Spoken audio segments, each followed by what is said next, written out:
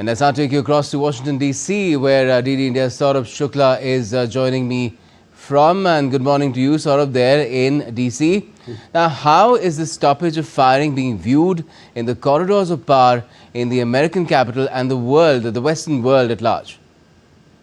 Well, Gautam, India's role as a responsible power is being not only acknowledged but also lauded globally in every Western capital, including Washington, D.C. Because since the outset of post the horrific Pahalgam attack, the way India exercised enormous restraint and then, went on and destroyed the epicenter of terrorism, that has been hailed not only as an action for India, but for the larger world, because these terrorist groups pose threats to all democracies, including United States and other Western capitals as well. So that is the reason why India's role in this entire crisis is being lauded as that of responsible power, and also which did not escalate at any time. And I just want to add here that we in the larger interest, we obviously have gone ahead and been responsible, but obviously if Pakistan provokes India, India is well within its right to respond. Gautam? And sort of India's response compelled Pakistan to reach out and seek this stoppage. But did the international community also play a constructive role in this particular outcome? Well, it did, because I'll tell you honestly, today India's diplomatic clout is enormous. Prime Minister Narendra Modi has a relationship with almost every influential global leader today.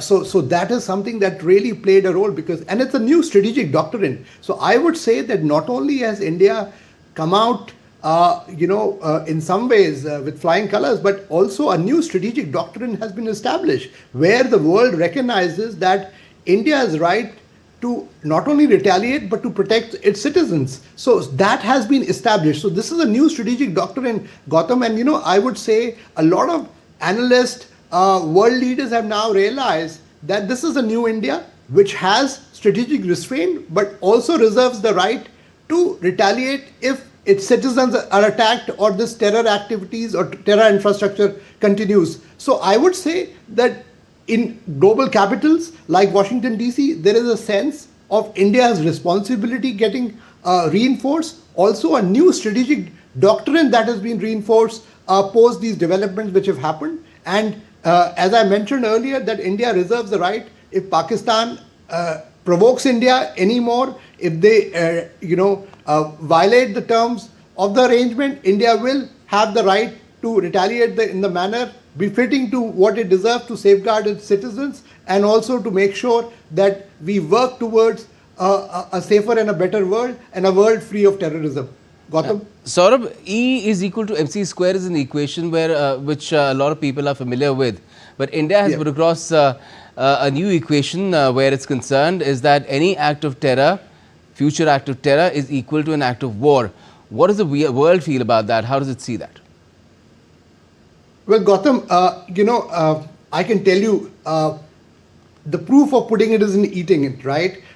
After India was attacked by these terrorists at Pahalgam and this horrific incident happened, in the past, there will be a different approach that India would follow. But as I mentioned earlier, that under Prime Minister Narendra Modi's leadership, India has adopted a strategic doctrine which not only punishes the aggressors but also goes deep down in dismantling that terror infrastructure. So I would say this new strategic doctrine will guide India's strategic choices from here on, and the world is accepting it because they realize that it is no longer India which will be restrained, which will be bound by certain things. It will be a responsible power, but when it comes to terrorism, it will take its own course to defend its citizens. That's a big departure from things which happened many years ago, whether it was the 26/11 attack or some of the previous attacks much earlier. But I would say this time a new strategic doctrine has been etched, which is finding greater acceptability in the world capitals, including Washington, D.C. If you saw, what happened, how India punish these terror groups, and not only I would reinforce again, this was a punishment meted out not only to avenge the Pahalgam victims, but all those victims of countless terror attacks who have faced these terror attacks from the epicenter of terrorism called Pakistan. So India has not only been lauded for what it has done for its citizens, but for the rest of the world as well. Okay, Saurabh, let's also quickly talk about Pakistan as well. We've talked about how India's perception has been shaped through the course of these 3 days. Tell me about Pakistan. How was it perceived earlier, before these entire set of incidents happened, starting from Pahalgam? Of course, Pahalgam is just the latest one. There's been a series of incidents in the past as well. The world is very much familiar with, even US is familiar with it. Its own citizens were victimized as far as 26/11 is concerned. But what about Pakistan's perception now? Well, Gautam, that's a great question.